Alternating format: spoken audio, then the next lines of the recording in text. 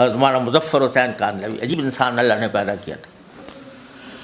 وہ ایک مرتبہ اپنے ایک ساتھی کے ساتھ کاندھلے سے پیدل سفر کر رہے تھے، دہلی جا رہے تھے، تو راستے میں مغرب کی نماز کا وقت آیا تو دیکھا کہ کوئی نماز پڑھنے کی جگہ ملے، تو ایک بستی تھی وہاں پر دیکھا تو ایک مسجد تو ہے بالکل ویران پڑی ہوئی ہے، گرد غبار میں اٹی ہوئی ہے، تو وہاں انہوں نے کہا چلو یہاں نماز پڑھتے ہیں۔ نماز پڑھنے کے لیے وہاں داخل ہوئے، کوئی آدمی نہ آدمزاد، اذان دی تو اذان کے اوپر بھی کوئی چل کے نہیں آیا مسجد میں۔ حضرت نے اس کے اوپر جھاڑو دی، گرد و غبار ہٹایا، اذان وہ پھر جو ساتھی تھے ان کے ساتھ مل کے جماعت کی۔ بعد میں بڑا افسوس ہوا کہ یا اللہ یہاں پر بستی میں مسلمان بھی موجود ہیں اور اذان کی آواز بھی ہوئی، کوئی بندہ نماز پڑھنے کے لیے نہیں آتا۔ تو حضرت بستی والوں کے پاس گئے جو مسلمان تھے، ان سے پوچھا کہ بھئی مسجد خالی ویران پڑی ہوئی ہے، آپ لوگ نماز کے لیے نہیں آتے؟ کہا جی بات اصل میں یہ ہے کہ ہمارے جو گاؤں کے جو نواب صاحب ہیں وہ الناس ولا دین ملوکہم، تو وہ نماز سے بالکل بے پرواہ ہیں، دین سے غافل ہیں اور آتے نہیں، اگر وہ آنا شروع کر دیں تو ساری بستی نماز کو آ جائے گا۔ کہا کہ اچھا مجھے پتہ بتاؤ نواب صاحب کا۔ نواب صاحب کے پاس پہنچے، نواب صاحب سے کہا کہ بھائی آپ مسلمان ہو، مسجد ویران پڑی ہے، اگر آپ جایا کرو مسجد میں تو نماز بھی ہو جائے گی، آپ کو سارے انسانوں کا ثواب آپ کو ملے گا۔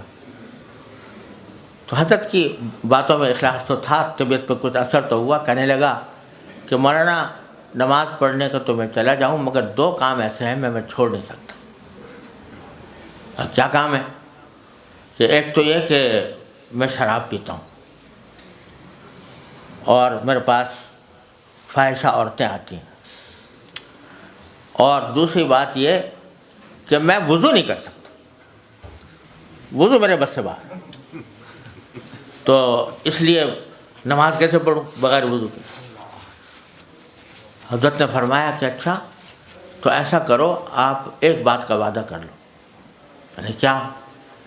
کہ بغیر وضو کے پڑھ لیا کرو نماز، بغیر وضو کے نماز پڑھ لیا کرو، لیکن وعدہ کر لو کہ نماز آپ جاؤ جو بغیر وضو کے پڑھو گے دوسرے لوگ دیکھ کے بھی آ جائیں گے۔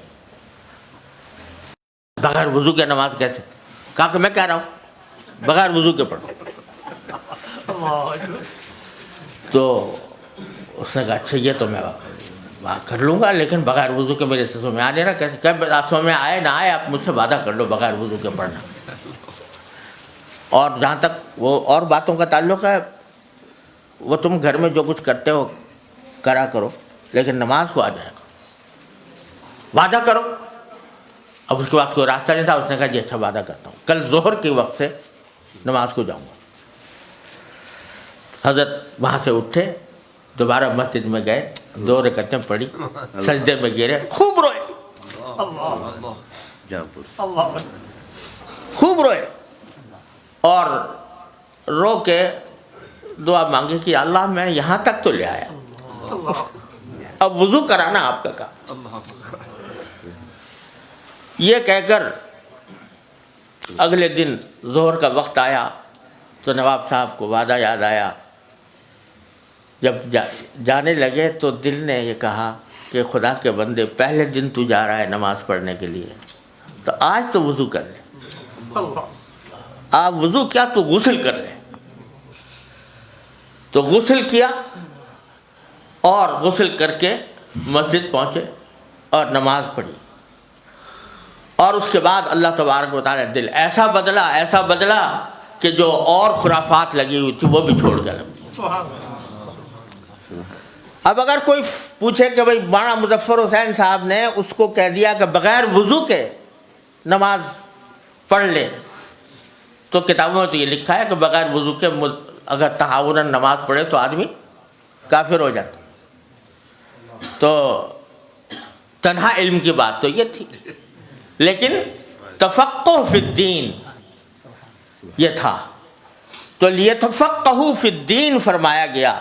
تو فرمایا کہ ہمارا کام، ہم طالب علموں کا کام صرف حروف و نقوش کا علم حاصل کرنا نہیں ہے، دین کی سمجھ حاصل کرنا ہے، کس وقت کس بات کا کیا تقاضا ہے، دین کا کیا تقاضا ہے، اس پر عمل کرنا۔